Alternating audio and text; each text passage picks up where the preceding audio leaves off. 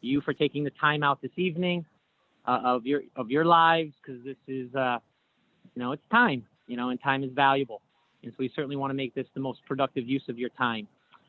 Secondly, I want to thank our alums. Without them, having an alumni association just simply wouldn't exist. It's probably one of the most profound gifts that I've ever received, is to have former players want to do something like this and want to give back to others. And that right there to me is something that I never thought when we first started this work that we'd ever end up there, but it's a privileged position to be in. And so thank you so much for taking these tasks on. I know our club is going to be better for it, and where we'll be tomorrow will be better than where we stand currently today. Also, would like to thank all the panelists for taking their time out. As I was saying privately before we let everyone into the meeting, was we all sit in a privileged position in that we had mentors that have given us the gift of soccer. Otherwise, we wouldn't be doing some of the work that we currently are doing. And we're just very thankful that our panelists are taking time out of their lives to share their experiences and their expertise in a way to impact future generations. Where we stand today in soccer is certainly way further ahead than where many of the adults who are going to speak tonight started. But there has to be someone before us. And it's right for us to make certain that we recognize all those people who came before us. We take good care of their work by doing better work today and tomorrow. So tonight, I'm going to turn it over. You're in for a treat. They're true stories. The narratives are firsthand narratives, as well as life experiences that you should glean and learn from, because that's all we ever want to, as the club, is to enhance your opportunities. And so on that, I thank you, Ted, for all the work that you've put in. I appreciate your friendship. I do. I respect everything that you're involved with. And thank you. Families, if you have any questions outside of this evening, obviously staff coaches, myself, you have my cell. And we look forward to helping our players navigate this very challenging space amid a pandemic as well. But I'm going to get back to training. And thank you again. Appreciate it. Fantastic, Steve. Thanks so much. And thanks, everyone. I'll now just give you a brief rundown of the event format, and then we'll get going right away. So we'll begin with the perspectives of two BWP alumni, Zach Rockmore and Noah Reinhardt, who'll share with you what they wish they had known when they went through the college recruiting process, and perhaps what they would have changed with their recruiting process if they were able to go back in time and change anything at all. They're really going to look at things through the lens of kind of their former selves and what they wish they had known when they were your age. Following our alumni perspectives, we'll hear from Coach Russell Payne, who is the head men's soccer coach at Army West Point and an assistant with U.S. National Teams program. Then we will hear from Quinnipiac University's Senior Associate Athletic Director of Compliance and Student Development and Senior Women's Administrator, Shanna Alexander, who will take you through an important overview of NCAA eligibility rules and essential timelines that you will need to know in order to efficiently move through this process. Finally, we'll have a question and answer session with BWP alumni that addresses whatever additional questions you may have. Again, with the questions that you may have, please send those directly through to me through the chat feature at any time, and we will do our best to address each of your questions. We've got a full docket, so please, the questions make it better, and any chance you get to ask them, please do. It's our collective hope that you will learn from our guests' experience and perspective, and that their advice will enable you to make better decisions and take more informed steps as you search for the right fit in your college search. We encourage you to take notes, especially the kids. Take notes, parents, please take notes, grab a pen, paper. If you can, if you haven't yet, please grab them, because there's going to be a lot of information that's going to surprise you, and some timelines I'm sure that will really help you. And again, we will do our best to address your questions, so send them through the chat feature. So without further ado, it gives me great pleasure to introduce our first speaker from Bethlehem, New York, and Bethlehem High School, Blackwatch, Boston College, and Bucknell University alumnus, and Blackwatch Alumni Association co-founder, Zach Rockmore. Zach, thank you for joining us tonight. Are you There you are. Thank you for joining us tonight. It's kind of weird coming back as an alum, I'm sure. When it comes, it seems as though we're sitting in the seat of the players not too long ago. But I'm sure that that you have quite a story to tell. So thanks for being with us. Thanks for having me, Ted.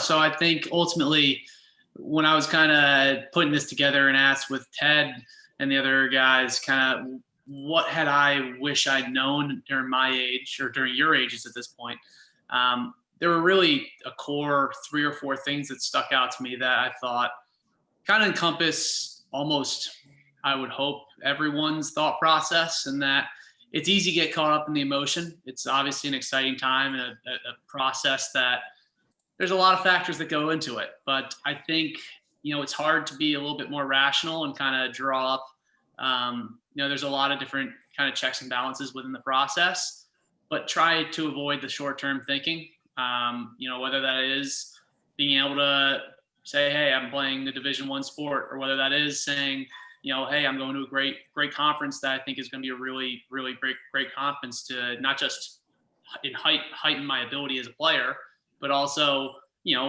I know from a lot of kids, and believe me, I was in high school as well. It feels good when you're going to a school that you think, I feel very proud of this. But, I think in light of that, you also kind of have to look at the flip side and just think, a lot of that sometimes you also realize doesn't matter quite as much as you think. And I think there's a very big picture that has to kind of, if you can solve that bigger picture earlier on, it benefits everyone within the process. Now, I went to two schools, Boston College and Bucknell. I still have best friends at both. I love both places, but they're honestly very different. And when I look at it from a soccer perspective, I think there were things that I had wished I'd known at the time. And that's where, when you look at different programs, I think, there's a lot more than just kind of, hey, how'd the team do the last year? How'd the team do in the last couple of years? How good will it look? I think there's a lot of things that go into kind of the decision. If a team did poorly the previous couple of years, you can look at it and think, oh, that's not a good team, I don't want to go there. Or you can kind of look at it and think from your own perspective, okay, do I want to go to a winning program and maybe wait a couple of years and have to be maybe a more role player or a bit part in a program? Or do I want to go help build a program and have the mindset that, you can turn some things around? Now, everyone kind of has their preference on that and how they want to be a part of that team. I was always a center back. I liked being talkative on the field. I liked trying to take control. So I kind of wanted to be more of a central figure in that. And that is probably part of the reason where, I liked Bucknell, because the coaching relationship and the relationship when trying to transfer was very open and apparent. And that's where, don't discount the fact that if you have a relationship with a coach, or if you have a relationship with someone in the program, it might not be the highest program on your list, but don't throw it out. Because one, if you ever do decide to transfer like me, you never know when those relationships kind of come back and can be the best thing in your life. But two, this whole soccer community, especially when you go to college, is kind of a microcosm of life. And it's one of those things where when you really do have a relationship that the coach believes in you, not just as a player, but as a person, you're going to grow a whole lot more, not just on the field, but off of it. And when you have both of those two things working in tandem, and you have a relationship with a coach that will extend beyond just the 4 years that you're there, it's a powerful thing. And honestly, it's one of those things where I really wish I had probably put that in more of a mindset the first go around. I think my first couple years coming out of Bethlehem, I was thinking, okay, I thought my coach going into BC was probably going to retire pretty soon. I like the assistant coaches. You can work through a couple of years. You never know what's going to happen, but you know what? I like a couple of the guys. We'll make things work and go. And you know what? Probably didn't work out for a variety of reasons, but at the same time, when I visited Bucknell and I had to sit down with Coach Nash, in the first 10 seconds, I kind of knew. You just kind of feel a little bit, it's not home, but you feel like, wow, this is a much different feeling in a program that I think just kind of connects with me as a person. And I think that's where, when you just put the bigger mindset, everyone wants to go to a great program. Everyone wants to go to where you think you'll be better. The thing that actually hooked BC for me was talking to Paul Gershenberger, another Blackwatch alum. He said every single day felt like a pro practice. You got kids from Iceland, you got kids from New Zealand, you got kids all over the world that come here, want to go for a year or two and leave. And, it was an appetizing thing to try to say, oh yeah, this is awesome, great from a soccer perspective. But that's where the bigger picture comes into play. And I just think when you look at that, when you look at all the other things factored in, there can be a couple great things about a process and a great thing about a program. But when you look at everything all in combined, it'll point you towards a direction that I think, will suit you in many different situations. Because, things can be going great on the field and going very poorly off of it. And you can still have a very, very hard time. And that's one of those things where, you got to look at the whole college process all looped into one. It's not just a soccer program and then the school. So that was probably my big takeaway. But I think the other big thing is, again, looking at kind of short-term versus long-term. This decision isn't the end all be all. I know there's a lot of pressure going on in the household. I'm sure there's a lot of different conversations between which colleges to go in. Transferring, while it's probably the more unconventional route, it's not the end of the world, but do realize that this is a great opportunity to put yourself on a track that can really get yourself to the next steps kind of into your young adulthood in life that, you can be really happy with this single decision. I look back with a bunch of my friends and think, wow, if it weren't for me waking up on a Sunday morning really sore after a 3-day tournament with tons of games and playing really terribly, I could have ended up at that school, and I don't think I would have liked it. It's one of those things where the college process it's a lot, and it's an interesting slope. But I think just realizing that if you do take your time, be smart, look at it from a long-term process, look at things like, and the one thing that appealed to Bucknell was they have 4 different alumni circuits where you can go and meet alumni and talk to different guys from the soccer program, look at their job, go through. I shadowed one guy through an entire day of work. It's just a different couple things where it's a very helpful thing. And when you realize that it's not just the friendships you'll make for the rest of your life, but also, I know for sure, I tried to play after school as well. Soccer does come to an end one day. It's something you can never start preparing for too early. So I think all of that lumped in can give you I was trying for a short and succinct answer, but not exactly quite there. But those are just some things to think about. And, I'm always around if there are any questions following up, if there are any things, 2 different programs, 2 different cities, 2 very different institutions. I've got a lot of different viewpoints on it. Steve has my number and email, but I'm always happy to talk with anybody. So with that, Ted, I will kick it back to you, and we Thanks. can keep this on rolling. Thanks so much, Zach. And before I let you off the hook here, I do have a question. Just having coached tons of players who had transferred to our schools, from somewhere else, just because the first place just wasn't a good fit. Were you worried at all about a stigma that might be attached to transferring or anything like that? Were you worried about a perception as you went through that process? Yeah, I mean, I think that again, when you're younger and emotion can kind of come in here. Sometimes you always want to think what public perception is, and to be honest with you, it's, I think a lot of times people that might not want to see you do well, whether it's another club, whether it's another rival. There are people in the world where you want to do well just to do well and show like, hey, I can do this. But I think that's where, at some point you do got to just look at things and say certain moves just don't work out for a lot of different reasons. And, I know for me, an injury definitely didn't help. I know freshman year, I could have probably put myself in a little bit better of a position. Playing Maryland, going down 4-0 after coming from Albany, New York, that was a little bit of a wake-up call. There's a lot of different things that don't work out. But, I think the one thing that really helped me, and this is kind of specific to soccer, but you look at international players all around the world playing for their career, and they can go to huge, huge clubs flop, be terrible. They could guys that could be 18, 19 years old with all the prospects in the world. You look at a guy like Serge Gnabry and now at Bayern Munich. He had 2 different clubs that he couldn't make it in England. West Brom is, he couldn't make it there. And now he's one of the best players in the world, lighting it up in Germany. And he's just one small tale of, that happens all over the place. And I think sometimes we lose sight of that when we're younger. And, it's not just soccer. It can also be a college. And that's where, sometimes if a move does bring the best out of you, just know that that type of pivot can be the best thing in the world for you. And it may not be, the college process may not be a bunch of steps forward and you never have to go back. For me, I had to go 2 steps forward, 3 steps back, but it allowed an opportunity for me to grow a whole lot more.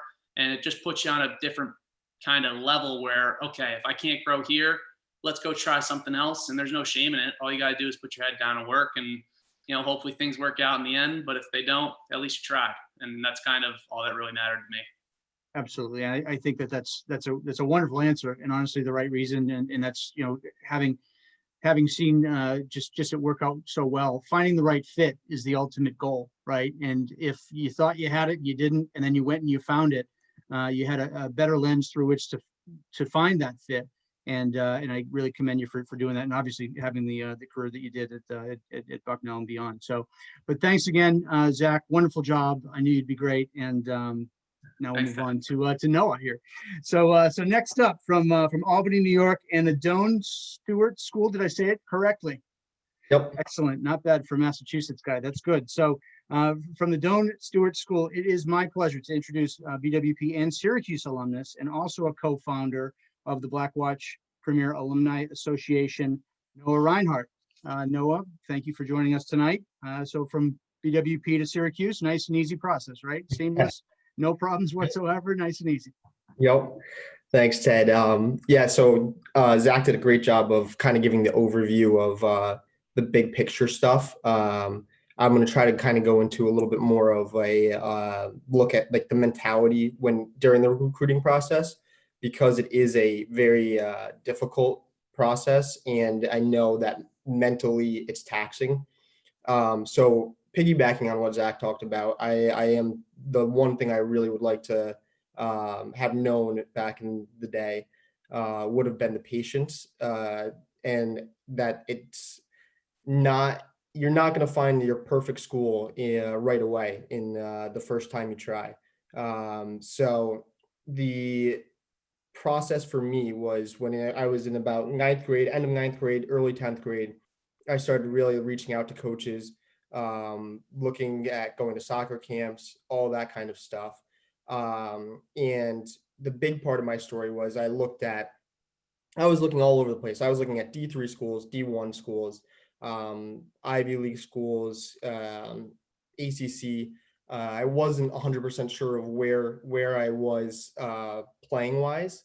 And so I playing here in Blackwatch and playing around the country, I had been playing very well. I was kind of lucky. I had a growth spurt. You wouldn't know it now with my height, but at the time I was one of the tallest kids in the 8th and 9th grade. And so I was playing very well, and I had big dreams of what I thought I could accomplish. And so one of the toughest moments for me was I came back from an injury in 10th grade, and the first tournament back was Disney. And so a lot of college coaches were there. And I did not play well, didn't score, didn't have any assists, really didn't do anything helping the team attacking. And so through that, I got emails back the next week, 2 weeks, saying that a lot of the coaches kind of weren't that interested and were thinking, this might not be the right fit. They might come back to some more games just to double check, but it was tough because there was probably 5 or 6 of my top 10 schools I was looking at emailed me back saying they weren't very interested anymore. And so it was a challenging 2 months. I got lucky and played very well in front of the Syracuse coaches, who were actually there for one of my teammates. And so the like moral of the story there is just that you never know who's watching you play. You can email coaches, you can go out of your way and look at who's supposed to be at those tournaments, but you'll never know who really is watching. And so it's really important to make sure you're putting on the best. You could be down 3-0 in a game. I think in that tournament we played, there weren't very good teams there. We were winning a lot of games by a lot of goals, but we were still, all of us, so the whole team was still working, and that helped the coaches see me later in a game, and they would talk to me, and it kind of went from there. Now, it might not be that quick of a turnaround for some of you. It might not be. It just hit the perfect timing, and the next few months, I really did play probably the best of my soccer life, and it helped the recruiting process. But make sure you get over the disappointments as quickly as possible, because there may be a better opportunity ahead. And going back to Zach's point, Syracuse at the time had just come off of a season of, I think they were 2-14 or 3-14. They weren't great, but they had a new coach in the last 2 years. And so talking to him, it just sounded like a great opportunity to get a chance to play, but also for a team where he was really looking to rebuild the program. And so going to that school, I really had big hopes as to playing time and how much I would play. When I got there, there was a lot of players at the same level. So it was tough at first because I didn't play as much as I would like. I did get on the field as a forward rather than a center back. It's a little bit different. So I did get on the field for 30 minutes, some games 60 minutes, some games I'd travel and not play a minute. And so it was challenging at first, and kind of figuring out your role is important. But at the end of the day, it was a good team, and I loved the opportunity, and I loved the players there. I enjoyed the school itself, and was working on my academics there too. So I had discussions with the coaches. I had discussions with my parents about transferring because there might have been other opportunities, but I decided to stay with the team because I did really feel like if I kept working at it, and the coaches said there are sometimes they can be completely honest with you. Sometimes you do have to look around and be honest with yourself.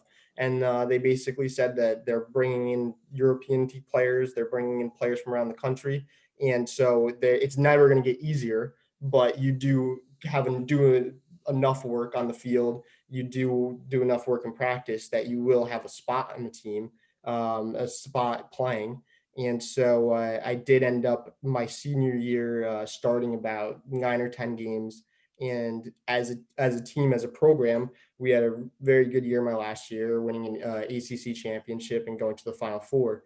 So that would not have happened or I shouldn't say it wouldn't have happened, but it may not have happened if I had played a great Disney tournament. I might have been looking at some other schools that would have at that time said that you're looking great, and those were my earliest options and choices. So, and going on Zach's point, it's a long journey. So it's not whatever age you're at, it's not too late for you. And I know there's other people. I think Ted just talked about a little bit quick at the beginning. Walk-ons. I mean, there's different opportunities for everybody, and so it's important, the patience. But with that patience, always working towards talking to the coaches, sending out. I mean, I got those messages back, and my parents were very supportive, and they're talking to me about finding new coaches to talk to, new places that I want to go, redoing my list, because you never want to let that get stagnant. You never want to let it sit after if you do have a tough moment where you lose some interest in you. But I'll pass it back to Ted because I don't want to go on too long about it. But that's my view on it, the whole recruiting process. No, it was outstanding. And thank you for sharing that. And I think it's important that you touched on what a grind it really is as the prospective student athlete or the high school, student athlete who's trying to find their way to that next level, but also trying to find that way into someone's vision. We talked about this with the Alumni Association, the sheer number of emails that you wrote to coaches that went unanswered, the sheer number of games that you guys all played, where you're there, you're excited that they're there, and all of a sudden they pick up and leave and go to another field. It's like, what did that just mean? Well, what it meant was that there are, and Russell will speak to this, that we've got 12 fields, 100 kids on a list, 2 people that cover every game. We don't have 90 minutes a game. Somebody sneezes, you say, bless you, you missed a great goal. Stuff like that on the sidelines, that plays with your mind as the player. So what I'd always come back to, and maybe it's another question for you here, Noah, how did you kind of prepare yourself for all that stuff? Coach gets up and leaves, or coach didn't see you do something good, or maybe you took a shot that that you should have made and you missed. How did you prepare yourself? What went through your mind? And how did you continue playing? Yeah, it's tough. I mean, I will say this, that first time at Disney, I don't think I was fully well prepared for it. And I think it was tough. I think I knew that well. And I think for the whole tournament, it kind of stuck in my head. I think then getting back into the groove, I mean, it was coming off an injury, so that did affect it a bit, but getting back into the groove, and part of it is with your own teammates. I mean, you're on a team. That's the beauty of this sport. It's not an individual sport. You're on a team. And so I think that while winning tournaments and winning games and that kind of stuff isn't the end all of everything, I think it's important to remember that you're still on a team. You still want to do well for the team. And I think that's really where it started to come back for me, was not thinking about the coaches that were there, thinking about my teammates and wanting to do as well as I can do with them for the games. And also, I mean, when I'm not making crosses in, other guys aren't getting opportunities to look good for coaches, even if you want to think about it in that way, but just for the actual game itself. And then just talks. I mean, Steve is good with this. We had discussions with him. I mean, there was a game we were losing 3-0 and he came in and saw us playing and said he would have thought we were winning 3-0 by the way we were walking around on the field and acting, and that kind of stuff. Just it's reminders from outside sources, but hopefully by having these kind of discussions, it'll be reminders from your own inside voice saying, like, we might be down 3-0, there might be 5 minutes left, but not only should you be trying anyways, because you should be in the sport of soccer anyways, but there might be somebody who just pulled up to the game. As you said, they're going around to 10, 15 games at a time. Maybe they come for the last 5 minutes. You're down 3-0. They don't know what the score is. They don't care. It's how you show yourself on the field at that time. So it's always just remembering that at all times you should be playing well, which it should automatically kind of be in there. But I know as a player, a former player, it's not. And there's times where you're frustrated, but it's remembering that it's not just that game. And I think that's the key, is it's not that game in itself is just a minuscule portion of your whole recruiting process. Absolutely. And I think it's a great point. It's also another point is that if you did just do that wonderful thing for those 5 minutes, in the last 5 minutes of a 4-0 loss, they might not have seen the other 85 minutes, but they might circle your name and come to your next game just to see some more, so there's always something to that. But really, wonderful job again. And I knew that was going to be great. I was looking forward to it. So thank you for sharing that perspective. No, well done. So now it gives me great pleasure to introduce one of the best coaches, honestly, that I've ever coached against, and a true gentleman, professional and friend, Russell Payne. Russell is the head men's soccer coach at Army West Point. He's been an assistant and goalkeeper coach at all levels of the U.S. national team program, including serving as the goalkeeper coach for the first team from 2015 to 2017. He played his college soccer as a goalkeeper at the University of Maryland, which was followed by a successful professional career in Europe and Major League Soccer. He began his college coaching career as an assistant at George Washington and then as an assistant for a coaching legend, Sasho Sharovsky, at his alma mater, University of Maryland. And he's just begun, all of a sudden, I can't believe it's been 11 years, his 11th season as head men's soccer coach at Army West Point. Russell, thank you for taking the time to join us today. Thanks, Ted. It's a pleasure to be here with everybody. I just want to say that Noah and Zach, you guys, I think you guys have said as much as any young player would need to be successful and make that step. So you guys are great. And Zach gave us fits over here for many years playing against somebody who's at Bucknell. So I haven't forgiven you yet, Zach. Hey, so I just want to. A couple of things I'm going to say are just going to reiterate what Zach and Noah have said, and I'll just give you hopefully what are a couple of takeaways. But the first one I want to say is just take a deep breath. All of you guys, give yourselves a break, take a deep breath. This is not life or death.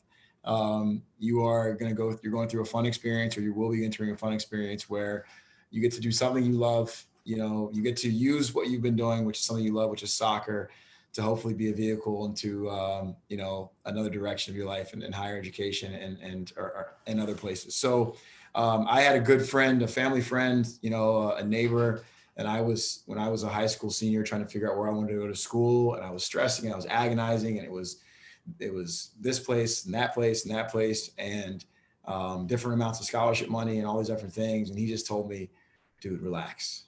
Like you're going to make a good choice. And as long as you're going to make a choice, and as long as you take your character values, your character qualities to wherever you go, you give yourself a chance to be successful. So I want you guys to all remember that as well, if you can, because, life has a lot of ups and downs and twists and turns and bends. And this one decision is not going to be the thing that sets you on a course until you're 90 years old. Trust me, there's gonna be a lot of other factors. So that's just kind of the first one, is just take a deep breath.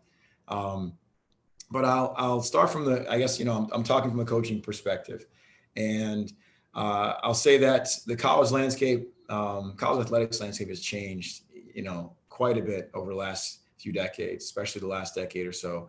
And what used to be the norm, which is, hey, hopefully you go to a tournament, play really well, right? Noah, you play really well, and hopefully the big teams see it, and then you get the scholarship offer, and then that's where you go, because those are all the coaches on the sidelines lined up, and hopefully you get the biggest team out of that group. I would say there's been a big shift. You can even just look at the makeups of a lot of the draft picks and professional teams, and just some of the people who've enjoyed their time in the sport, even if they haven't been pros. And you go, you know what? It's really about finding that place that meets your individual development the best. You all want to develop as players. You all want to go places where you have a personal connection at some level with some part of the program, where it's the coach, assistant coach, or players. And those are the things that are going to help you become a better person or grow into the person you want to be. And you get to do that while you play soccer. So take your time and find that place that really suits the individual development plan that you have created for yourself, or your parents created for yourself, or that you would like to create now. It's one of the things that I like to do with every one of my players when we get here, is just help them come up with that individual development plan for themselves. And then I see how I can be part of that and what I can do part of that. So in the recruiting process, it's the same thing. It really is. So, I would say I went to a school with a big name. I would tell you though that Maryland was not a big name school back then. It was the worst team in the ACC at the time. I chose it because I connected with the coach. As Ted said, the coach there, Sasho, I was his first recruit when he got the job, and he called me, fall of my senior year of high school, and it was pretty late. And, my mom and I went on a recruiting trip there and just fell in love with the guy. Like, he was awesome. And I was like, that's the guy I want to play for.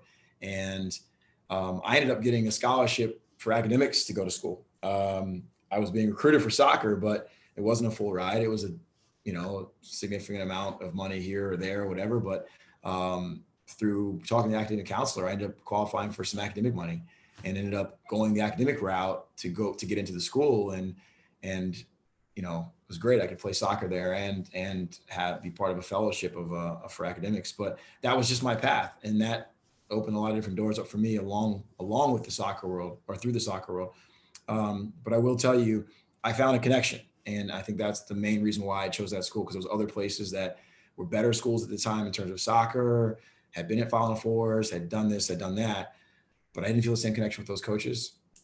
And I went to recruiting trips and had fun with the players and, did all the stuff you do on recruit trips, but I just didn't feel that connection with the coach. And that's what I was looking for.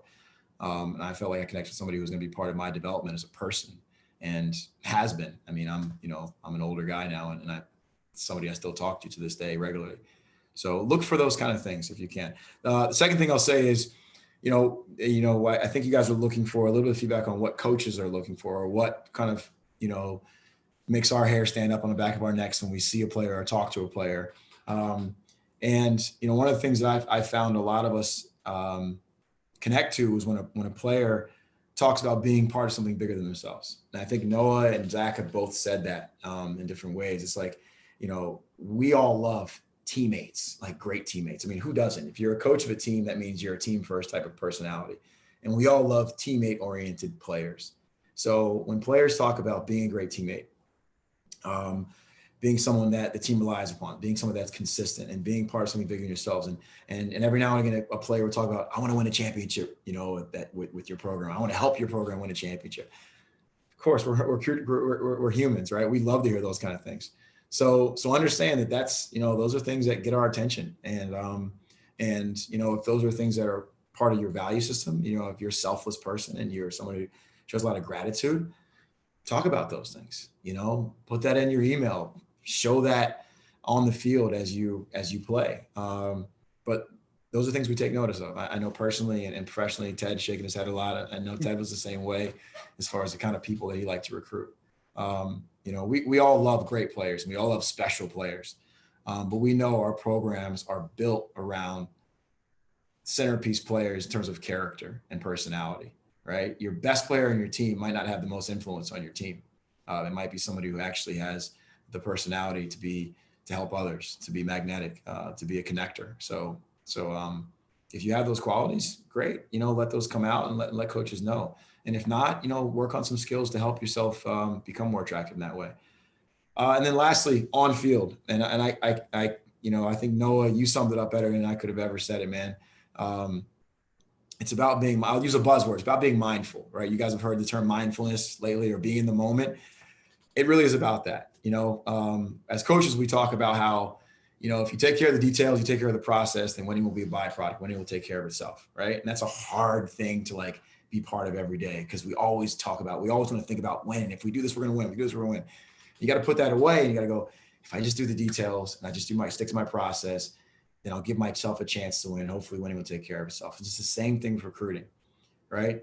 You're not in the recruiting process all of a sudden. You're just playing the game of soccer every day in the same way at a more competitive level, hopefully every day. And you're just working even better. And know that people are always watching. And so recruiting is being watched and being assessed, and then, maybe joining an organization because people watch you and assess you, but they watch and assess what you could do and what you've been doing on a regular basis. And, you might score the wonder goal here or there, but, most of us aren't going to recruit you just because of one goal you scored or one tackle you made. It's going to be, what we've consistently seen you do, because we are what we consistently do, as the quote goes, right? We're creatures of habit. And so, try to be mindful. If you're at the field, if you're at a game, if you're at a tournament, focus on just making your plays. Focus on the details that allow you to make your plays and trap the ball and connect your pass and, win your headers and, put in your right kind of service and clap for your teammates and be a great teammate. Just be mindful in those moments. The coach on the sidelines, they may or may not see it, but the more you do it, the more people will see it. The more often you give a chance for people to see it. So try your best to stay mindful, and mom and dad will get a little stressed and they'll be like, what happened on that play? And that's going to happen, and those are all things that, are all part of the distraction. All right. There's a lot of things you guys can focus on outside of just the details and specific things in your process. And you got to try to put those away as best you can, just be in the moment. So those are my kind of three points. Hopefully there's some takeaways in there for somebody, but give yourselves a break, take a deep breath. You're right. You guys will be in good positions if you focus on that skill set of staying in the moment and giving coaches what they're looking for, what turns us all on, and then finding a place that connects with you in terms of your own development. What's going to get you there. We had a player who just went pro, And he chose us years ago over a bunch of really, really big time programs. Because he said he thought we'd give him the best chance to become the pro he wanted to become. And I said, hey man, I'll take that. Let's go. And it worked out for him. And so I'll tell you, that's not a rarity. I think that's more the norm now. If you look around at the pro ranks and all the young players who are coming out of colleges, they're not all just coming from the same school anymore. It's pretty spread out. And you've got players from overseas that didn't make it with their pro clubs coming over to the US to go to college, and then restarting their pro careers or restarting big time college careers because they just got in the right environment for themselves. So give yourself that same chance. Anyway, that's all I have, Ted. Russell, that was fantastic. I knew it would be. And a couple really good questions just came in that I'd like to just have you hang on for just a minute to answer. Sure. These. So the first one is deals with correspondence from players. How do you prefer to receive that information? Do you want an email? Do you want a phone call? Do you want a coach to reach out to them? Do you want the player to reach out? Parents, how would you like that to come into you in an ideal scenario? I mean, ideal scenario is be direct. For me personally, I like when players email me directly and they're direct about their interest and they're direct with their video and their academic information, that I don't have to wait around and search all that out. It's like, hey, this is who I am. I'm interested in you guys. Here's what I look like on video. And here's my academic background. So that way it's all right there and it's very direct. Follow up from coaches is always helpful. The soccer community, as much as it's grown, is still very small. And I think there's still a good amount of integrity in the soccer community in terms of how coaches trust each other and interact. Unlike some of the competitive realms of other sports, I think we still easily pick up the phone and we call each other and we talk and we know that, we're not doing $1 million transactions just yet. So it's okay to share information, and so have your coach send an email or make a call every now and again. That always kind of helps reinforce. And I would say just be resilient, be persistent. I've got some guys who became team captains for me over the years and other places I've played that were not highly sought after, highly recruited players. Some walked on, but they just kept wearing you down to the point where you were like, all right, I'm going to give you a chance, see what you got.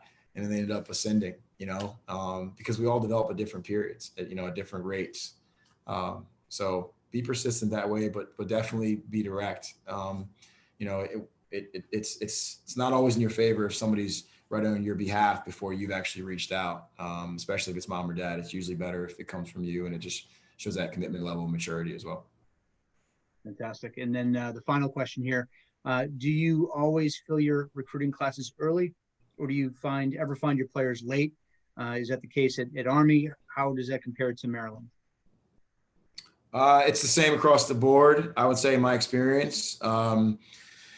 You start chipping away like most schools do when players are allowed or eligible to be recruited, right? The NCAA rules are pretty steadfast in what they are in terms of when you can start corresponding, and you start chipping away. And if you build a relationship and it makes sense early, then potentially you take that commitment. But you work that process through junior year all the way through, the winter and early spring of senior year. That's when things are usually wrapping up. Obviously, certain schools can get you in later than others. We have a little bit earlier timeline, but a lot of schools' timelines can go almost until August. So that's why I say be persistent, because there's changes in everybody's recruiting cycles month to month. But definitely there's always, I know every single year, I've always been around programs, and mine included, that there are spaces open senior year and there are spaces open halfway through senior year, where good things can happen for players who still are available and are healthy and can make an impact. Because kids get injured. You get injured your whole junior year, you miss that year, or COVID happens, you miss the whole junior year recruiting, and all of a sudden we can't see you until this coming January, hopefully, right? You just got to be ready to go when it comes around. But I know that we're keeping spaces open for that period. I'm sure a lot of other schools are doing the same. That is great. Really, Russell, thanks so much for taking the time. We know it's a busy time for everyone, but certainly for you. This has been outstanding. Thank you so much. Thanks, Ted. Thanks, Noah. Thanks, Zach. Great job, guys. Okay. Thanks, Coach. We're going to, next up, we're very pleased to be joined by my friend Shanna Alexander, Associate Director of Athletics for Compliance and Senior Women's Administrator at Quinnipiac University. In addition to being an outstanding professional, Shanna is also a former student athlete at the University of Massachusetts Lowell, where she was a 2-year track and field captain when I was still coaching soccer there.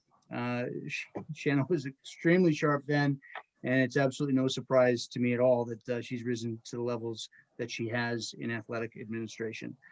Prior to arriving at Quinnipiac, she served as Assistant Director of Athletics at Harvard, and you may have noticed that Shanna Alexander was listed as Shanna Kornichuk in the event notes. Here's a fun fact. Shanna is a newlywed. She was just married a couple weeks ago, and so we're even more so appreciative that she's able to find some time to talk to us tonight about NCAA initial eligibility rules and requirements, recruiting timelines, and other bits of wisdom that I'm sure will be helpful in your college search. So Shanna, in addition to thanks so much for joining us, nice and easy few weeks, right? Global pandemic, start of a semester, wedding, nothing new, right? Everything's easy. Thanks so much for joining us. Of course, I'm happy to be here. I think we're at the point in college athletics where we're all just on a raft going down the river and hoping it all works out just a little bit. None of us are on our canoes going from point A to B. We're just sort of floating around waiting to see what happens. Thank you so much for having me, Ted. Before I share my screen here and start this sort of dry PowerPoint presentation that I've put together like any good administrator would, I just want to say that, a theme that I've heard throughout the different speakers tonight is also this idea of making sure that you're going into a university that has the right culture and the right fit for you. And I will just say that as a student, as a prospective student athlete who was looking for a school, wanted to run track, wasn't really sure at what level, I was recruited by UMass Lowell, and I remember my mom actually was like, UMass where? You want it, like, you're going where on an official visit? What? And I kind of had the same reaction, and then I went on a visit and had the opportunity to stay with the senior captain at the time, who ended up becoming my college roommate for a year or two, and remains my best friend. And, immediately there's a feeling of belonging for me at UMass Lowell. And that's something that I've, kept with me for the last however many years since I graduated. I stopped counting a while ago. Three, right? Only 3. Yeah, right. So Ted said I'm a senior associate athletic director at Quinnipiac University. I think that for some parents and prospective students, what we do as administrators is a little bit of a mystery. I think I view my role mostly as somebody who is there to support our coaches and our student athletes, and the mission of what we're trying to do as a department, which in most athletic departments is to develop student athletes into great people, better people than who they were when they first got to the school, and prepare them for life after college. And so I view my role as supporting that mission. So with that, in terms of NCAA compliance and the rules, means that I do a lot of educating of our coaches and our student athletes, as well as prospects when the time is given to me. And so I am going to share my screen here. I've got a PowerPoint, which I need to start for you all. Give me 1 second. It seems to have frozen, so let me start it from the beginning.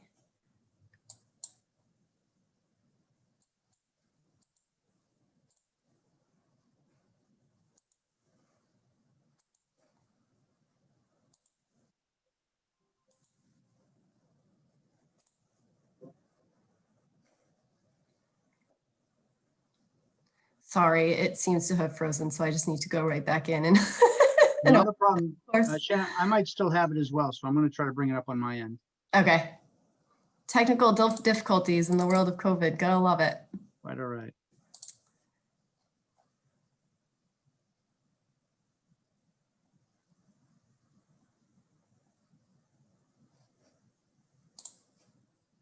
Okay, it seems to be working now, so we'll get this right back up.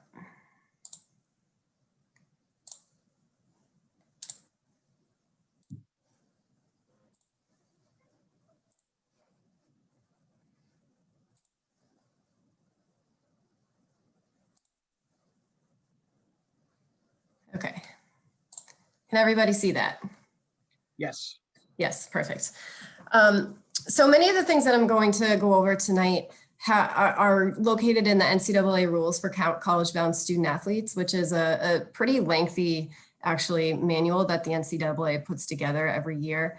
If Ted hasn't sent it to you, I think that he's going to. It's something that's available to the public. It's a link on the NCAA's website. And again, this is meant to be a summary of a lot of the information that's in there, and I'll give some of the inside tips that I have as I'm going through this. So I wanted to start by just talking about what the NCAA is. I think for some people it's a little bit of a mystery, right? So you always hear the NCAA does this, the NCAA does that, but nobody really talks about why. And really it's because it's an organization that's dedicated to providing opportunities for student athletes in about 1,100 colleges and universities within the United States at all levels, Division 1, 2, and 3, belong to the NCAA. So the reason every institution that belongs to the NCAA has to follow their rules is because we actually pay to be members of the NCAA, and therefore are sort of institutions under the umbrella of the NCAA. And so that's why we are all bound to making sure that our student athletes, our coaches, our constituents are following the rules. So as I said, there are 3 divisions, Division 1, Division 2, and Division 3. They are mostly Division 3 universities. The interesting thing about the breakdown of Division 1, 2, and 3 is that the Division 1 schools tend to be the ones with the higher undergraduate enrollment numbers, and have the higher amount of student athletes who are students who are athletes. Typically, there are about 15 to 20 different sports that each institution sponsors at the NCAA level.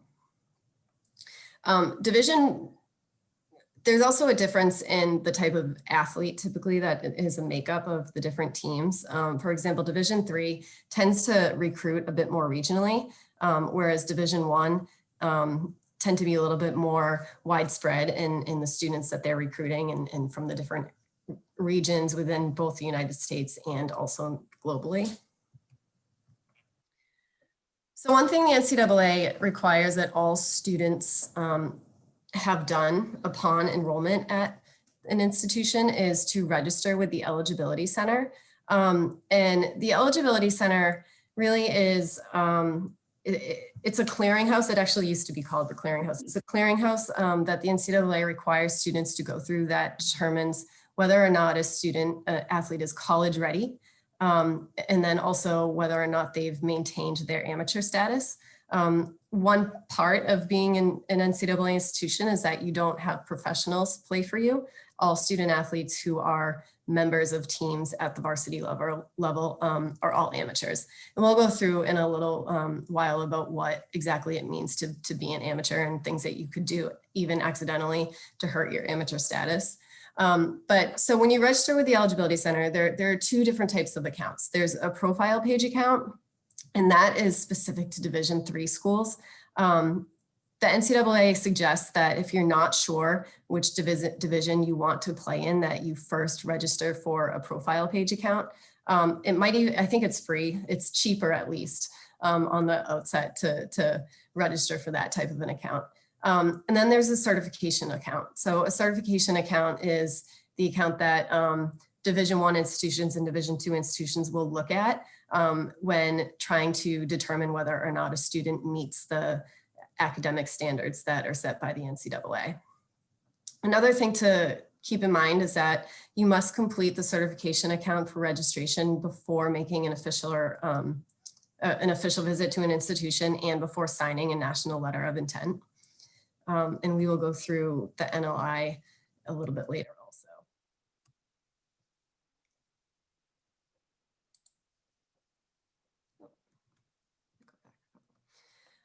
So I mentioned that the Initial Eligibility Center has standards, and these academic standards are meant to help make sure student athletes are prepared to succeed in college. The process is meant to protect fairness and integrity in college sports. One thing that I want to talk about, and we'll talk about what exactly the standards are in the next slide, is to really emphasize the point that the prospective student athletes are the ones who are responsible for their eligibility. And it's funny because I go back and I think about when I was in college, I think my mom did the whole eligibility center process for me. Now that I know more about it, I almost wish she hadn't. But one thing that as an administrator, I like to try and help our incoming students understand is that the reason I think that you should take responsibility for it is because once you're at school competing on your team, there are going to be so many rules that we talk through and educate you on at the institution that you're going to be responsible for. And ultimately, if you're the one who finds themselves in a place where even accidentally a rule might have been broken while participating on a team, you're the one who can't play, right? And so the same thing goes for your eligibility. If for some reason you end up being a non-qualifier, with the NCAA, which doesn't happen a lot, but it does happen sometimes. Ultimately, you're not the one who can compete. And so it's really important that you start to think about how you can start to think about the things that you can do as, a student to make sure that you're in charge of your own eligibility when it comes to this stuff. So with that, I would say, make sure that you're planning ahead. Take your high school classes seriously and make sure that you're protecting your amateur status. And we'll talk about the amateur status in a moment.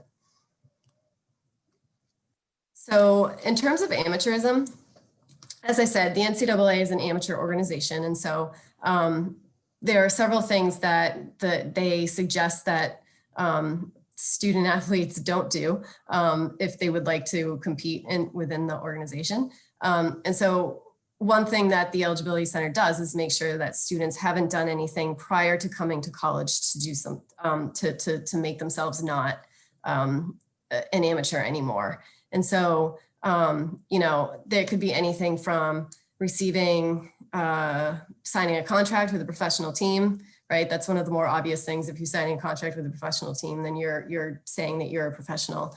Receiving money in order to play. There are some exceptions to that, in that if you're playing for a club team, for example, and the club team provides actual and necessary expenses for you to compete, then you're not actually receiving money to play. You're not making money off of playing. You're receiving money for your actual and necessary expenses to play. If you receive benefits from an agent, or sign a contract with an agent, then you make yourself a professional. So those are the things that through the amateurism process with the Eligibility Center, the NCAA is looking at. There will be a recruiting or amateurism questionnaire that you'll have to fill out through that. And you'll have to do it twice. You'll do it once when you register, and then you'll do it again a couple years later when you're actually planning on enrolling at the school.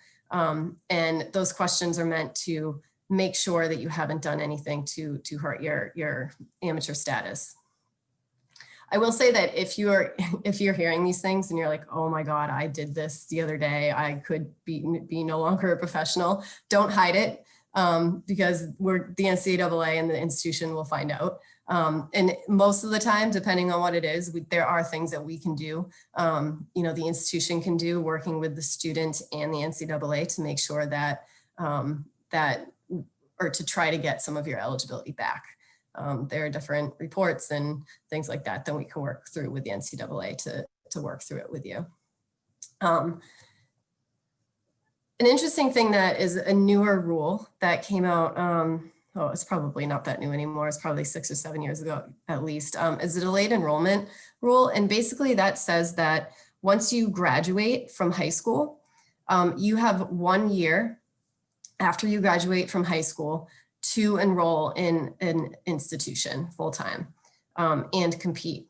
So I know that a lot of times in many sports, students will take, a post-grad year, for example, or a year off and play for different clubs in order to get recognized by, a college or institution that you think would be better for you than what you were originally recruited to as a high school student. You have 1 year to do that and compete. If you do not enroll after that 1 year, your eligibility will only be affected if you continue to compete. If that happens, the NCAA charges you with a season of eligibility and you're required to serve a year in residence, which means that you have to sit out your first year, which means that you can't you can't compete with the team. And I will say that delayed enrollment bylaw doesn't tend to trip up the domestic students as much as it does international students. And it's typically when students who are international take a graduating exam in their home country and then come to the United States and participate, at a high school. It gets a little bit complicated in terms of their enrollment pattern. So that's where it tends to trick kids up. So I mentioned signing with an agent. An agent is an individual who directly or indirectly represents student athletes by marketing their athletic ability or reputation, or attempts to benefit from guiding them to a particular NCAA school. I would say, I don't think that agents are like a rampant thing in the sport of soccer, but if you are approached by an agent and you're being recruited by a college coach, I would even go as far as let that college coach know so that they can help guide you to what you should and shouldn't be doing with that agent, because they're pretty college coaches are well educated in the realm of amateurism and whatnot. And if they don't know the answer, they can always ask their compliance professionals. So moving on to academic standards and certification. So the academic standards that the Eligibility Center requires that you have, and this is for eligibility at Division I. I'm not an expert in Division II or III, so I could try to answer questions, but I may not be able to. I focus more on Division I. But a student must complete 16 core courses, which includes 7 in English, math, and science before the start of their 7th semester. They must complete the 16 core courses in 8 academic semesters, 4 consecutive years from the start of 9th grade. So basically that means that you have 4 years to complete freshman, sophomore, junior, and senior year. The NCAA expects that you complete high school in 4 years. And you must earn an ACT or SAT score that matches your core course GPA on a sliding scale. So the NCAA has a scale that basically says if you have a higher GPA, then they expect that your test score can be lower and you can still be a qualifier. The lower your GPA goes, the higher you'll need your SAT scores or ACT scores to go in order to become a qualifier. So how does the NCAA know that you've done these things? We work through the different institutions work with the NCAA through a database. So we have access to all of the prospects that we have coming into our school, and we can communicate with them in terms of what they need and what they don't need for core courses, transcripts, and whatnot. So the NCAA requires that you send them a final official transcript with proof of graduation after your senior year. And it must include all transcripts of all high schools that you've attended. So if you've gone to 2 or 3 different high schools, they will require that you have official transcripts from all of those. Test scores, you can actually, when you're taking the SATs, you can mark on the SAT form that you want your SATs and ACT scores sent directly to the NCAA. The code is 9999. And so that is one really easy way to get your test scores just sent directly there. And what they do is they match it and it just ends up in your folder somehow, some magical way they've figured it out. And then it's just there and you don't have to worry about it. And then the Eligibility Center, once you log into their database, they have academic tasks that are listed. Usually it's like, send your test scores in, we need proof of graduation. Sometimes they ask follow-up questions about core courses and things like that. And so you have to know open academic tasks in order for us to certify you once you're coming to campus. And then you must be on a Division I school's institutional request list. So getting placed on an IRL, we call it, tells the NCAA that you plan to go somewhere, and that triggers them to look at your account. If you think about the amount of students who think they might be going to a Division I or II institution and then never do, it's probably really big. So what the NCAA does is they don't look at your academic credentials until an institution tells them to. Now, many of you will probably end up on several institutions' request lists, because in order to take an official visit, which is an expense paid visit by the institution, you now are required to be registered with the Eligibility Center before you come on campus and put on our institutional request list. So many students end up on quite a few. But what we do at the end of the recruiting cycle is we take the kids who didn't come to our campus off and clean it up in that way. So I talked about core courses, the 16 core courses, and what those are they're what the NCAA considers courses that prepare student athletes for the academic expectations in college. The conditions of core courses are that they be a 4-year college prep course in one of the following subject areas: English, math, natural, physical science, social science, foreign language, comparative religion, or philosophy. They must be taught at or above your high school's regular academic level, and you must receive credit towards high school graduation, and that has to appear on an official transcript with the course title, grade, and credit awarded. Approved classes are added to your high school's list of NCAA approved core courses. And so there are several different facets of the Eligibility Center, right? There's the user, there's the interface with the prospects and their parents, there's the interface with the institution, there's the interface with the NCAA, and then high schools also have an interface. And so most of the time, the high school, what word am I looking for? The folks who help you through your high school counselors, the high school counselors, are the ones who are making sure that all of the core courses are uploaded into the Eligibility Center. I will say that sometimes courses are not updated for some reason, and the NCAA knows that. They figure that out, and what they usually do is they'll send a message to your high school asking to update the core course, or if they can't get a hold of your high school, they'll reach out to the college that you're going to and ask us to help facilitate that process, and we're happy to do that.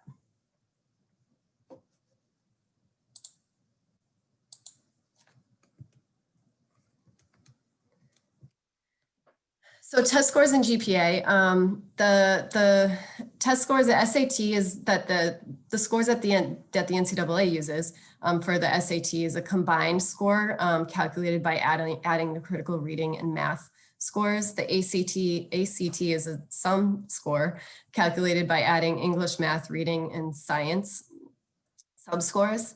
In terms of the GPA, the Eligibility Center counts the core course GPA based on the grades earned in an NCAA approved course.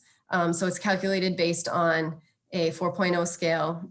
The weighted honors and AP courses may improve your core course GPA. And then pass-fail classes will be given your high school's lowest passing grade.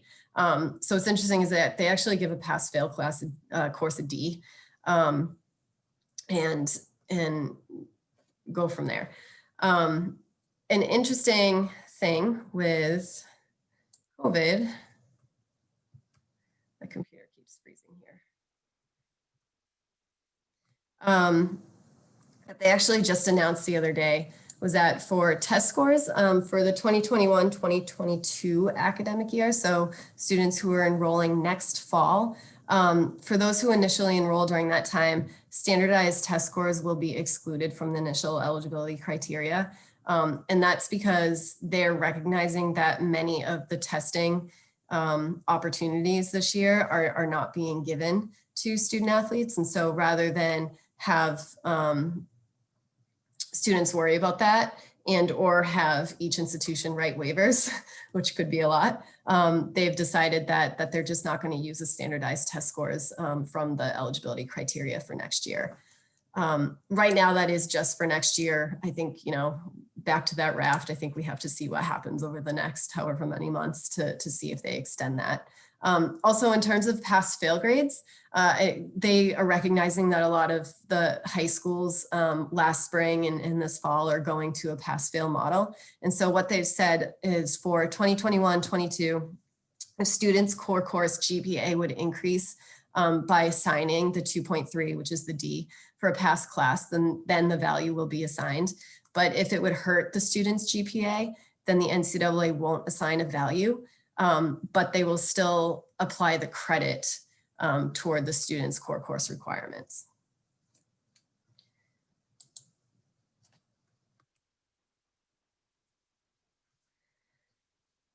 So in terms of timeline with the Eligibility Center, I thought that this was a really, really good sort of breakdown of what you should be thinking about. So if you're in 9th grade, start planning, take the right NCAA approved courses and earn the best grades possible. Sign up for that free profile page for information on the NCAA's requirements. You can always go back in and change it to the certification page later. In 10th grade, start asking your counselor for help finding approved courses, especially if you feel like you're starting to fall behind academically. Register and monitor your profile page or change your profile page to a certification account with the Eligibility Center.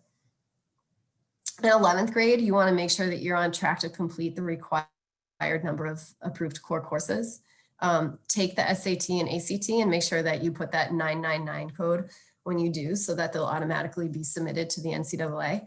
And then ensure that your sports participation information is correct. So one of the questions that they ask when you register is what sports you're planning on playing, especially if you're a 2-sport athlete, which I know is sort of a dying breed these days. But in the event that you are, and you're not sure which one you're going to do, just put them both. And that's because you have to be certified from an amateur perspective in both. And so you have to go through and ask and answer those amateur questions, you know, for soccer specifically. And then if like you're a track athlete too, also for track specifically.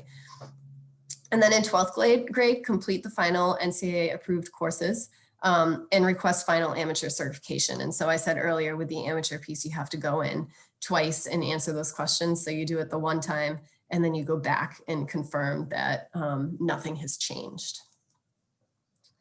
And then at the end of grades 10 through 12, you want to make sure that you ask your counselor to upload your official transcripts and proof of, and then once you graduate, upload your proof of graduation. The proof of graduation is the diploma that actually says that you graduated on whatever the specific date is. That is what the NCAA is looking for in that regard.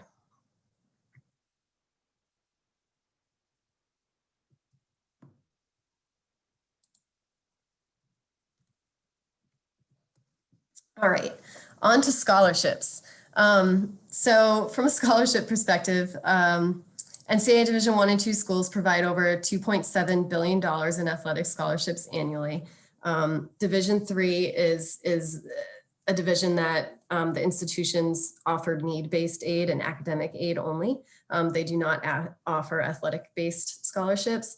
I will say that also in Division I, the Ivy League schools do not offer athletic-based scholarships. They only offer need-based aid. So all other Division I institutions may provide tuition and fees, room and board, books, and other expenses related to school attendance in their scholarships. And they may provide now multi-year scholarships. So the National Letter of Intent is a part of the scholarship process for many.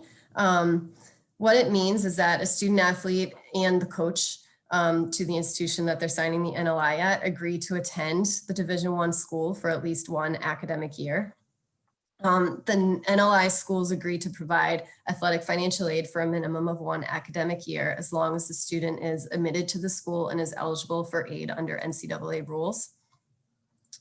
The NLI is a voluntary program and is not required in order to receive financial aid or participate in sports. However, signing one does end the recruiting process.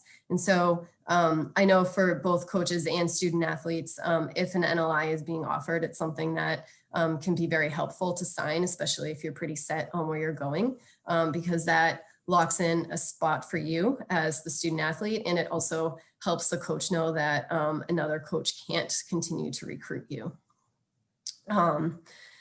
And the signing occurs during the student's senior year of high school. The signing period begins this year, November 11th, and goes through August, which is a newer rule. It used to be only a week in the fall and only a week in the spring, but now it's a longer period.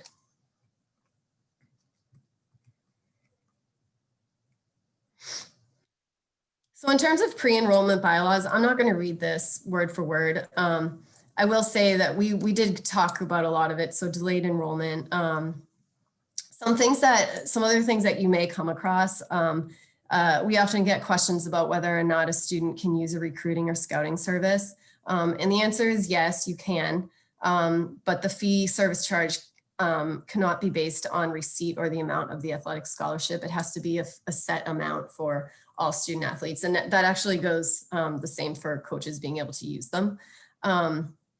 In terms of receiving funding from an outside source, you can, as long as funding is less than or equal to the actual and necessary expenses related to competition or practice.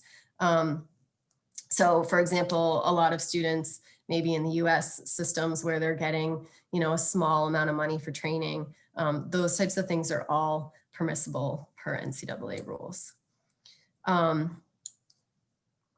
Entering into an agreement with an agent is something that is not permissible. Receiving benefits from an agent is not permissible. Again, trying out with signing a professional contract is not professional, but NCAA rules now do allow you to try out with a professional team as long as you're not being paid to do so. So recruiting calendars, Coach talked a little bit about this earlier about, about contacting prospects. I wanted to put in here some information about, when from a soccer perspective, recruiting materials and electronic correspondence can be sent. That's June 15th after sophomore year. Coaches can receive phone calls from you June 15th after sophomore year, and then they can call you June 15th after sophomore year. I will say that with this COVID environment, the idea of Zoom meetings is becoming a big thing. And that actually, for the purposes of recruiting, counts as a phone call. It's not considered like an in-person contact. It's a phone call. And so that's the rules that the Zoom meetings follow. I think this is an interesting chart because oftentimes I hear prospects say, I've been reaching out to coach and he hasn't called me back, or I've reached out to so-and-so and they haven't gotten back to me. And one of my first questions is, well, are you a freshman? Because if you're a freshman, they can't. They can respond and say, I'm sorry, I can't respond to you right now. But otherwise they can't respond to you. And I think what happens a lot of times is the coaches get so inundated with emails and phone calls and whatnot, that if they can't respond to you and recruit you while doing that, then they may just not respond at all because they're trying to focus on some other things. Oftentimes as a follow-up, I get a question, well, what can I do to make sure that coach notices me? An interesting thing that most institutions have set up on their website is questionnaires. And that is a way to get you into the coach's database so that when you are of age to receive correspondence from them, what they do is they typically just send out like a mass email. And that mass email is the one that may be the impetus to you corresponding more with the coach.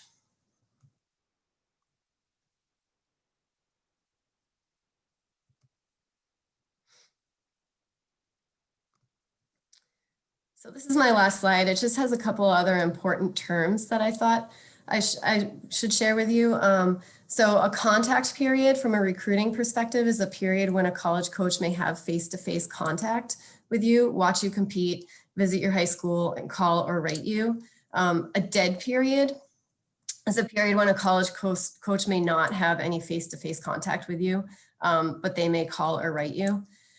Typically, the dead periods are surrounding holidays or the NLI signing period. There's a dead period surrounding that that's meant to give students the opportunity to like make a decision without a coach hounding them about where they're going.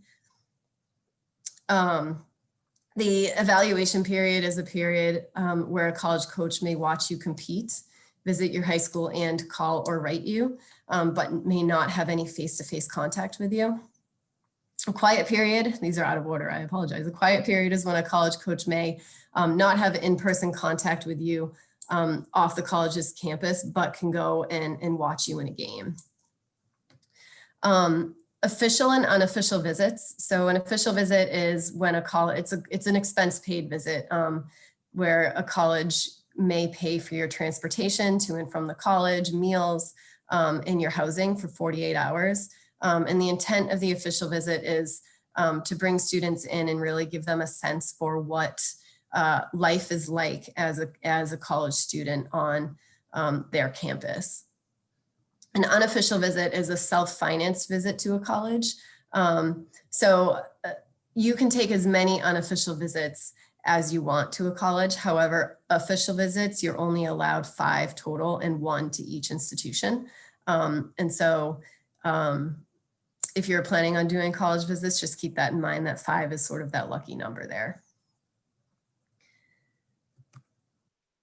I seem to have skipped this and I apologize. I also wanted to say that as another COVID note, that coaches are in a recruiting dead period at least until January 1st of 2021.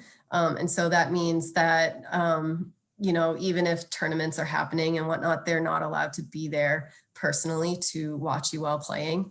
They have been, coaches and different programs have been really creative in terms of getting these different tournaments done live stream and things like that, so that students are still being seen and noticed. But just know that, you know, if recruiting seems to have dropped off for you, if you were being heavily recruited or whatnot, part of it is that, you know, we're in a dead period for the foreseeable future.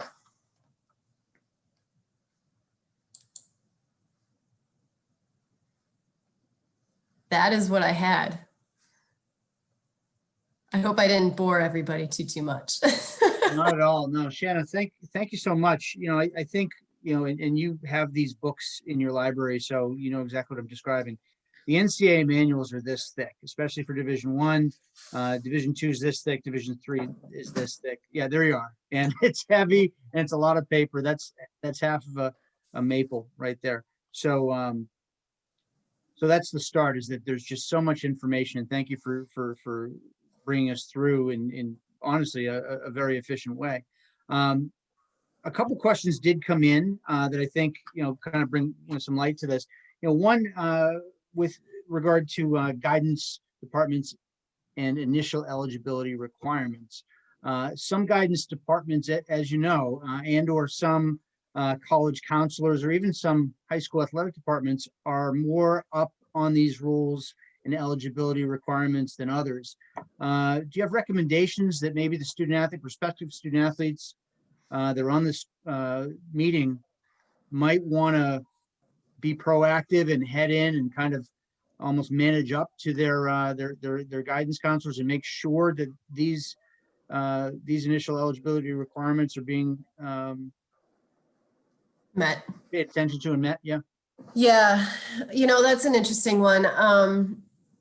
I think educating yourself on the process is huge. And, you know, if you search NCAA Eligibility Center, there's so much documentation out there that can help you start to educate yourself on what needs to be done.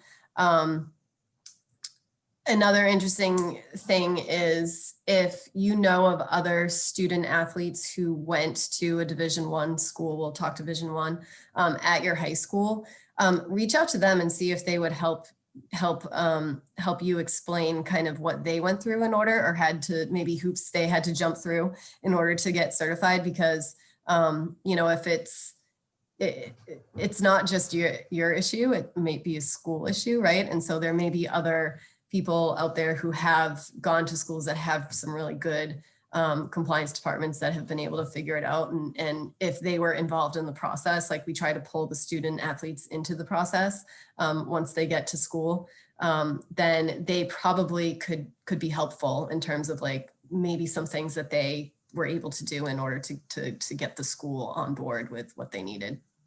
Absolutely. Another question came through, kind of what's with the dead period? How are players committing so early, especially without having visited the school, met the coaches or players in person? And a follow-up to that, another question, similar lines. What would you tell a prospective student athlete that's concerned that players around them are committing and they have not been able to move their process forward meaningfully because of COVID? Yeah, that's a really good question. I think patience is a really important thing. For right now, a lot of the schools, a lot of higher education institutions are trying to figure out like how to stay open. I know for us, we're not in a dire position, but our goal right now is to stay open until Thanksgiving. And like, that is our goal. And if coaches can get in some recruiting and get some kids to hang on while we do that, that's awesome. But we're trying to stay open, like that's the focus. And I know that's not the best thing to hear for prospects, right? Like that starts to feel like, oh God, like what does that mean for me in the next 4 years? But that's where most of the schools are right now. And we don't have all of the answers. I think, it goes back to that raft scenario where we're all, in many ways, like we talk about a plan that we think is going to happen 2 weeks from now, today, and tomorrow it's like everything changes and it's a totally different plan. So I would say patience especially with the coaches, if you've started a relationship with them, is key. And I forgot the first part of that question. The first part was how are players committing so early, especially without having visited the school, met the coaches or players in person? They're just, it seems that there's a massive rush. Have you seen that? And what do you see the positives or the potential negatives, pitfalls? Yeah, I mean, I think it's happening. And I don't know if it's coaches pressuring students potentially impermissibly to be committing, or if it's prospects wanting to have an answer about where they're going to go. I would say that I think that when you're a sophomore in high school and maybe even a junior in high school, you don't really know which way is up and which way is down yet. And so if you can hang on and get more information so that you can make an educated decision to end up in the right culture for you, then I would try to do that. I think that what happens is the kids that commit really early end up going to the school that they committed to and realizing that maybe they shouldn't have committed so early. Great answer. And I agree. The last question is actually just a technical one, nice, easy one. Scholarships. Once you've signed your letter of intent for athletic grant and aid or scholarship, is that good for 1 year, for 4 years? What are the terms? Yeah, so it depends on the institution. I know at Quinnipiac we do 1 year scholarships, but the NCAA does allow institutions to do multi-year scholarships now. So it just depends on what the administration at the institution is set up and what the coach is willing to put out there. I think, Ted, also there was a question in the chat just about students being homeschooled their junior year. And so I would say homeschool is interesting. I've dealt with a fair amount of students who have been homeschooled. You can be a qualifier if you've been homeschooled. What the NCAA does is they ask for, there's pretty specific information that they ask in terms of documentation, and it includes making sure that like you're doing like progress reports throughout the year, and that there's a plan for the year. But as long as a homeschooling parent, you're keeping track of all of those things, then it's usually not an issue at all. I would go on the NCAA Eligibility Center's website and look for homeschool information, because the NCAA, they do have some pretty specific and straightforward documentation that they ask for. Okay. Well, thank you. That is, that's outstanding. And again, thank you for hanging in there with a whole lot of information there, Shannon. That's, I know you were a track athlete, but that's some real stamina there, and thank you so much. So important. And again, I know that you know, there's even more to it than that. But thanks so much for your time. Of course. And, really appreciate everything that you put into tonight. Thanks for having me. Good luck, everybody. Of course, and thank you. Okay, next we are going to shift gears, and we're pleased and honored to have an esteemed panel of BWP alumni join us for the question and answer portion of the evening. We have Julia Rossi from the University of Rhode Island Division I program, Greg Milnarek, Hamilton College Division III, Garrett Esper, Colgate University Division I, who's also one of the co-founders of the BWP alumni group, and Gino Rossi, Virginia Tech and University at Albany, both Division I institutions, co-founder of the BWP Alumni Association as well. I've had a lot of fun getting to speak with these folks on a number of occasions on our calls, and I know how passionate they are about sharing their experiences with all of you.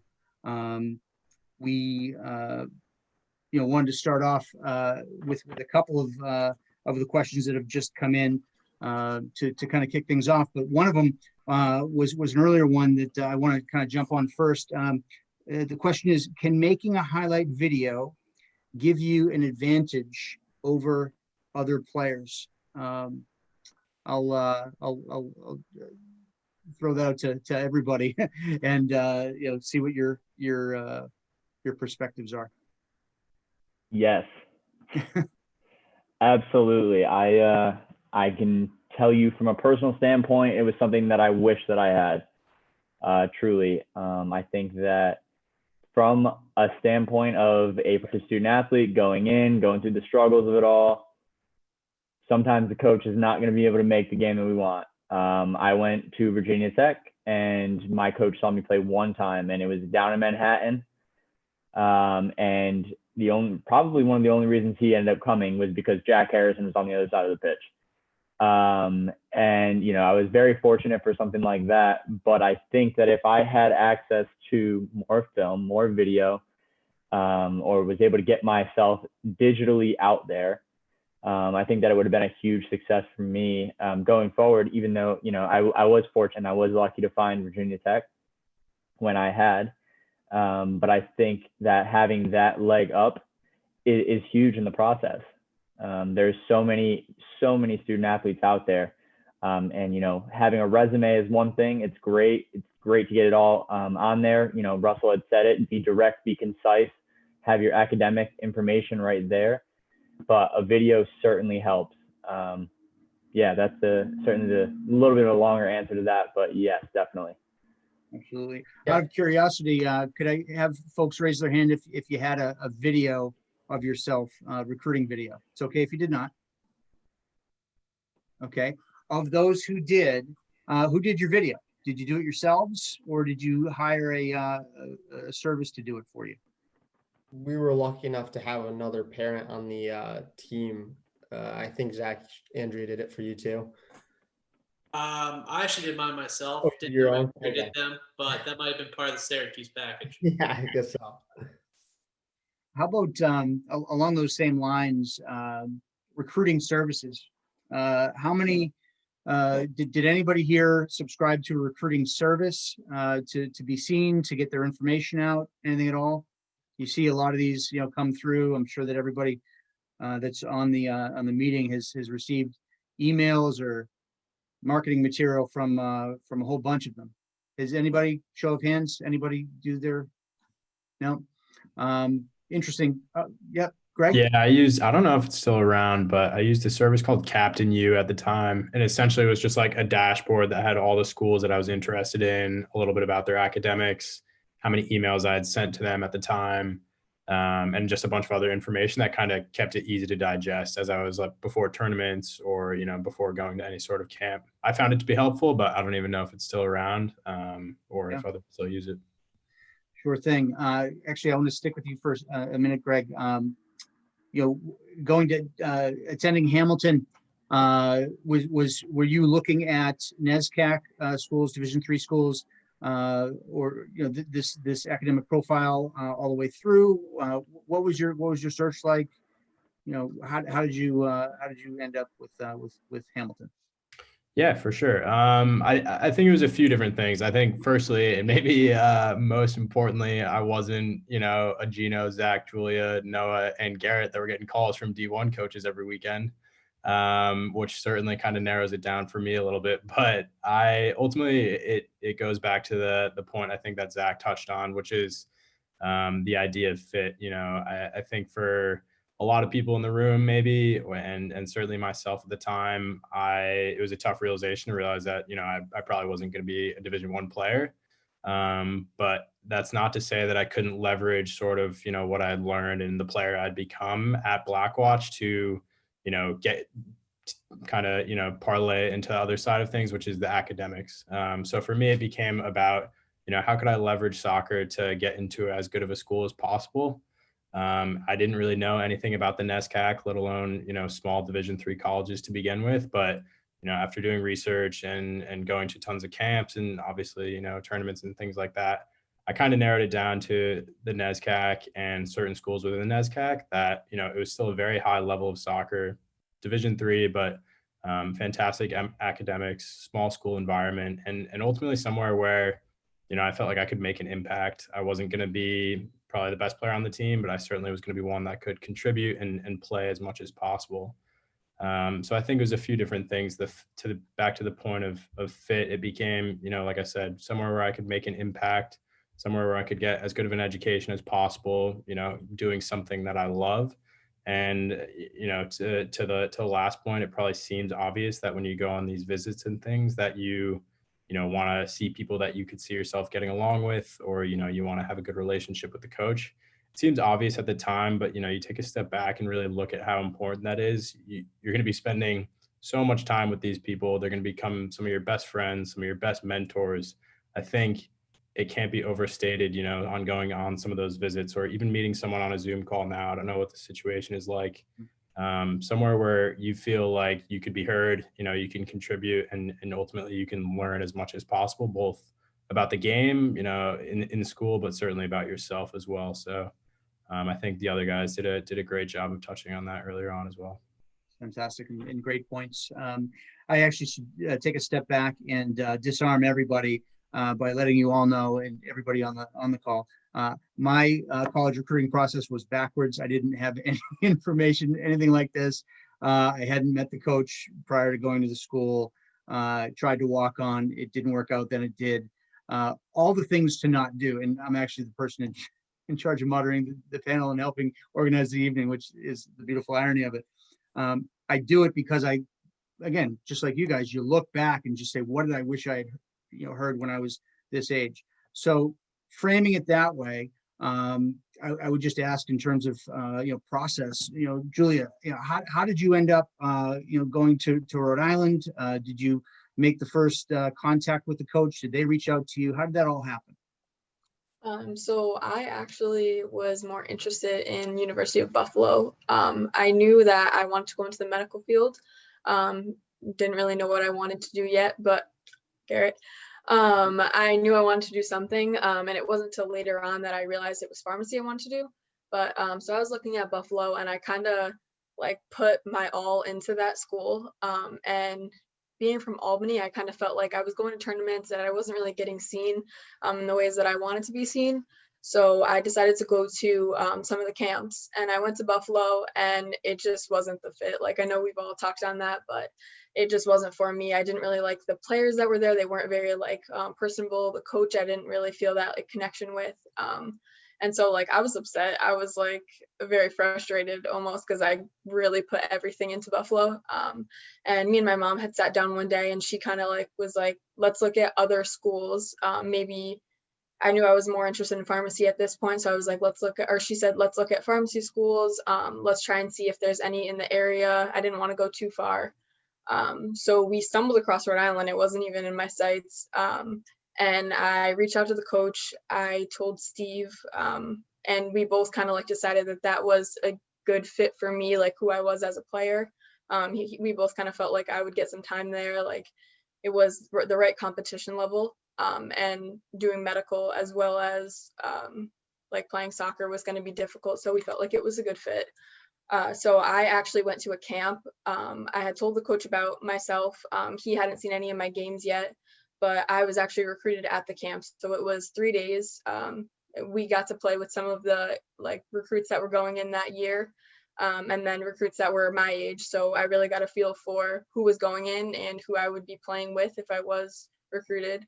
And I loved it immediately. I loved the coach. I loved the assistants. I loved the school. I loved the area. The pharmacy program was exactly what I was looking for. It's a 0-6 program, which is kind of a lot, but just basically means that once you get into it, you're in it. You don't have to compete for a spot in the pharmacy program, which is exactly what I wanted. So it was kind of like that moment for me that the coach, after the camp was over with, called me up and he said, like, we really liked what you had to offer. And in the future, I think maybe 2 weeks later, I was going to a tournament and I was playing against some of the recruits that were already recruited for my class. And that kind of finalized it for them. They came and watched the game, and from there it was kind of set. I was in love and they were happy. So that was good. That's fantastic and really, really great perspective, because I'm sure that a lot of folks that are in this meeting have been asked, they've reached out to coaches, they've heard back from the coaches, and the coaches, in a non-COVID setting would say, could you attend our camp, or could you attend our mini camp, or that type of thing. And I think it's important to, actually, I'll ask you, did you attend a lot of camps, or were you laser focused on the Rhode Island one and the Buffalo scenario? Just did you do a lot, or did you do a few? I just did a few. The Buffalo one was nice because it was a lot of schools from the area. All of the coaches would go to that one.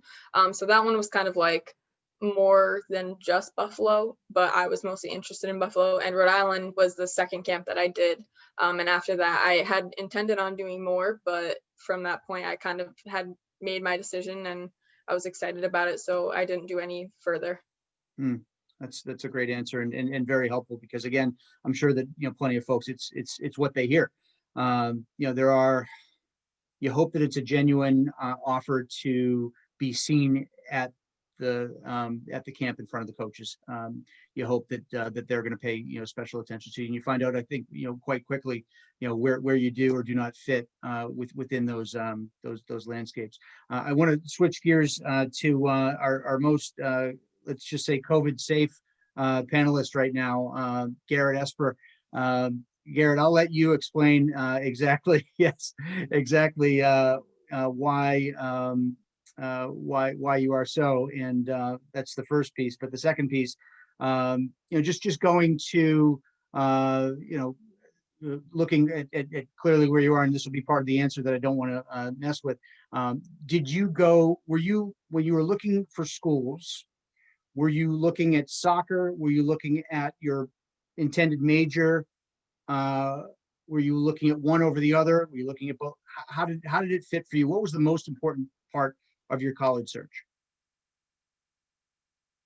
Well, firstly, I'm currently on my surgery clerkship, so I'm outside the OR, roasting, if I do say so myself. Although I do have a gate shirt on. I know we're all trying to show off our stuff, but yeah, so that's currently why I'm dressed like this. I'm on my rotation. My search was kind of backwards. I know a lot of people can kind of use soccer to leverage their academics. It wasn't the goal, it wasn't my plan going into it, but I ended up using my academics to leverage my soccer. Got into Colgate on my own, and then sort of made the introduction to the coach there, who he had known me. I'd gone to a bunch of camps growing up, and sort of over the years we had a relationship, but nothing in a professional sense. So once I was into the school, it sort of turned into similar to your situation. Hey, can I come to a camp, sort of you see how I've been and how I've grown, and then would there be a spot for me at preseason? So going in, I knew I wanted to go into the medical field. So similar to Julia, my scope has to be a good academic place. If I can play, I can play, and I wanted to, and try and compete at the highest level, which I think pays dividends in any field you go into, specifically medicine. And I want to go into surgery, so people like that. They like the team background and stuff like that. I wanted to be relatively close to Albany and stuff, so it just fit for me.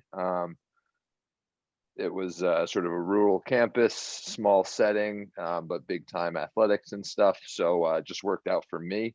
And as Rock had mentioned earlier, you can go into a program that's successful and try and wait your time, or go into a program that's sort of hitting the reset button and try and grow with the program. My coach was very straightforward with me. He said, hey, we're not very good right now, but we have big guys coming in. And I told him, hey, I'll work hard for 4 years. If I don't play, I don't play. He was very honest and said, you might never touch the field, which happened to be the case, but grew up with a great group of guys who we turned the program around. So that'll be my little pitch for don't always look at just the playing side of all the things, because battling with the guys day to day is going to sort of be the main stuff that you do. So make sure you enjoy that part of it as well. But academics is important. So study, because we were talking about boards and all the other stuff earlier. So make that a non-factor in their decision. Absolutely. And I think it's wonderful perspective. I think one of the things that we all hear as you go through this and you talk about finding the right fit, people will say, well, you have to picture, God forbid, you end up and you go to a school and you just chose it for your sport and you end up injured. And then you're at the school, not able to play your sport, and there you are, and it all of a sudden isn't the right fit. I look at it that way, not because of the injury, but I always just look at it and just say, well, what if you just went there for the sport and that's all there was? What if you went there because of you love soccer and that's all it was? At the end of the 4 years, you still got to go figure out the next 40 years of your life. And I'm framing up a question here for everyone. To what extent? So here we are. We've got all you guys are just wonderful, because you've been so involved in the BWP Alumni Association, right? Leadership team, because you want to give back to an organization that's given you so much. Here we are, right? I look at that with college choices as well. To what extent has the alumni network at the school or schools that you attended, did that come into play? And I just open that for anybody. I'll jump in because I've been very involved with the alum, both while I was there for 4 years and certainly while I'm coming out of it. I think everyone always, the big buzzword right now is internships throughout your 4 years at college. So that certainly played a role in my decision and where I kind of wanted to be involved in. One of the perks of going to a small school in the middle of nowhere potentially, but certainly with a good academic foundation and a tight alumni network, is the ability to communicate pretty easily, and to the point where it's almost promoted, as you graduate, to really try to keep in touch and do things like this and pay it forward. So to the extent of my involvement, I had 2 internships my 4 years of college, both of which came directly from alum within the Hamilton Alumni Network, one of which was someone who I had played soccer with my freshman year. So, I mean, there you go. That's kind of like the direct, perfect scenario. But fast forward to post-grad, my first job that I'm in now after graduation came also via directly to Hamilton alum. So I've been hugely involved, and it's something that, I'm early out of graduation, but I see myself, remaining heavily involved with moving forward. Anybody else? Yeah, I'd like to touch on it a little bit because I had a similar experience with Greg. I just recently moved down to Austin, Texas here, and I found my job through an alum. Wasn't even in the same field, wasn't even in the same office, just part of the company, and they were a fellow Hokie. I reached out, and it was like the willingness. So you'll be so surprised as you enter this. And Ted talked about it. Is like, if you only have soccer and you have nothing else, I mean, you're really missing out on that experience, that true experience. I always looked at it when I was going in. If I were to get injured, if I were to tear both ACLs and never be able to play soccer again, would I still want to be at that school? I think that carries volumes because it's about the people that you meet, the connections that you have, the staff that you constantly are in interactions with, and really just get alum, because at one point you're going to become an alum, whether that's of your high school, whether that's of this club, whether that's of your college. You're going to become an alum. And I know a lot of the parents here can attest to that. Most of the time, the alumni associations that are a part of it and whatnot from your colleges, they call for your money, and that's about it. That's the extent of it. But there really is, especially when you're coming out of it.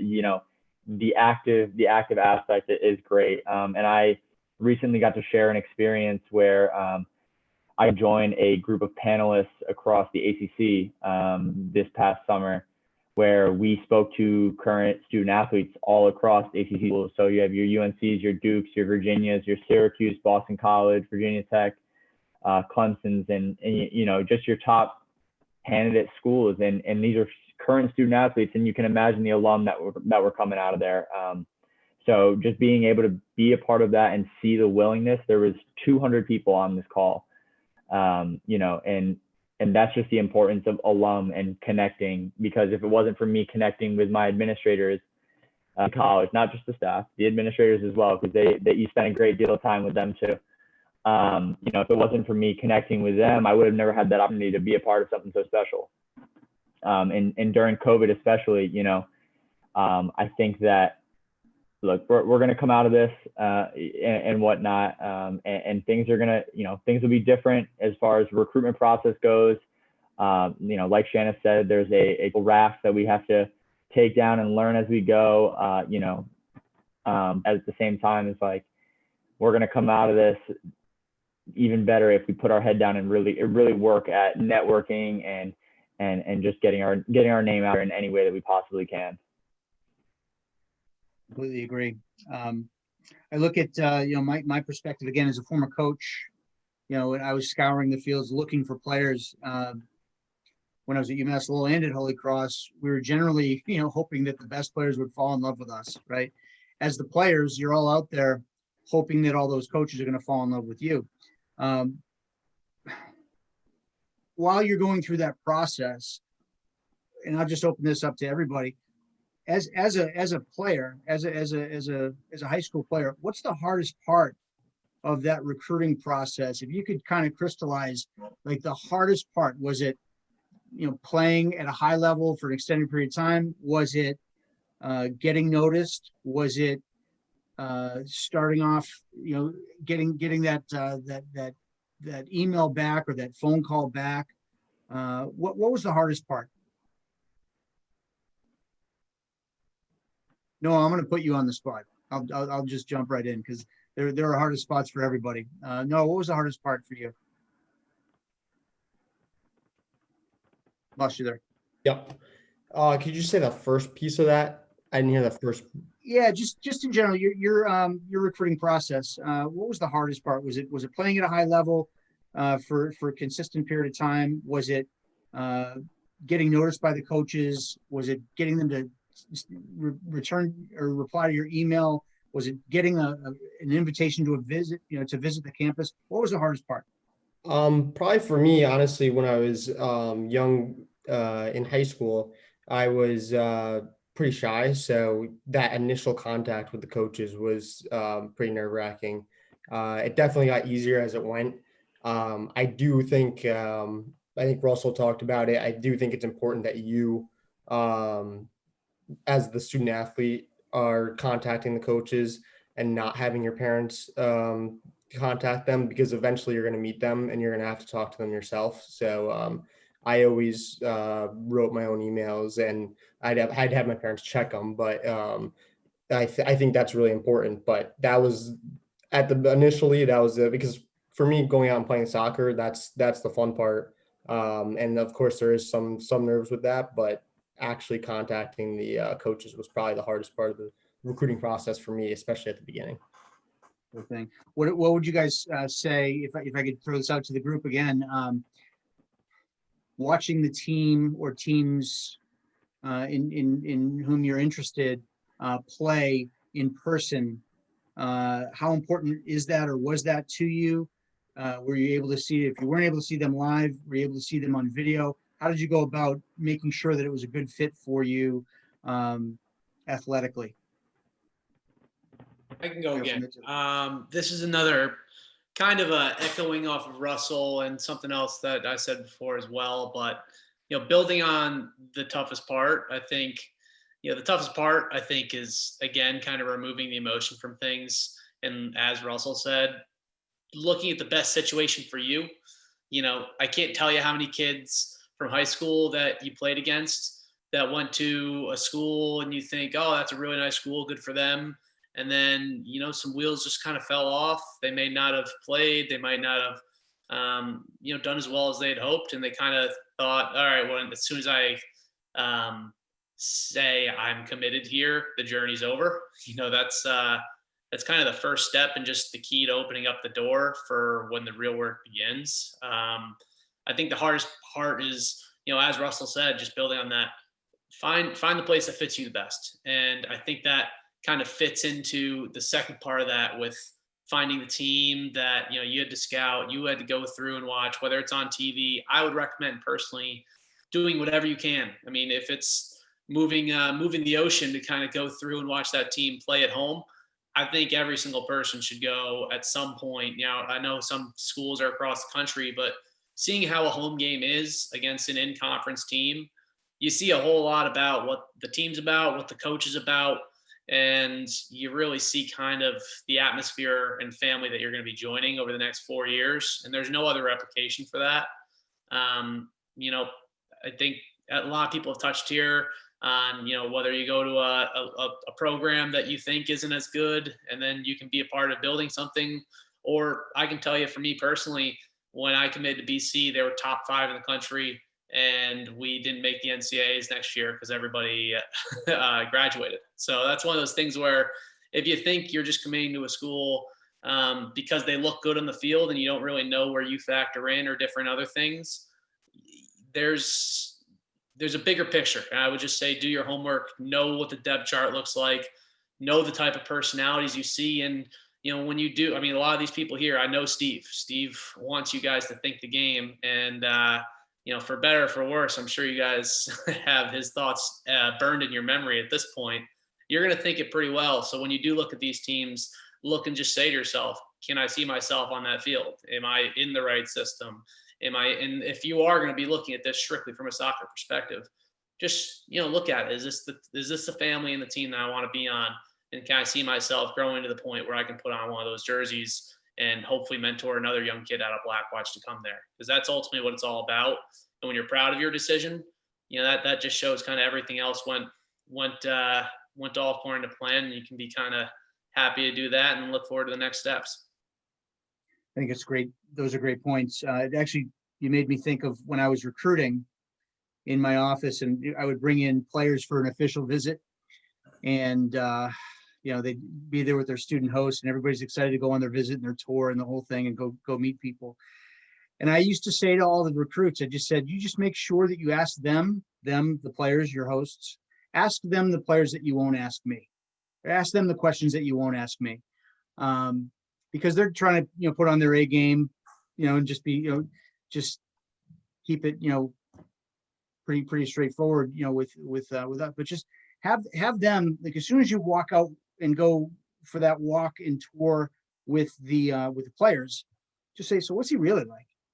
Is he always selling the program, or what happens when you guys lose a game? What's that like? Or what happens if you don't play well? What's that like? What happens if things go, sideways in life? Is he there for you? Is this somebody that you would consider inviting to your wedding someday? That type of advice and perspective, I think, is important. And then usually the kids are like, I can barely get a date to the prom. What are you talking about my wedding for?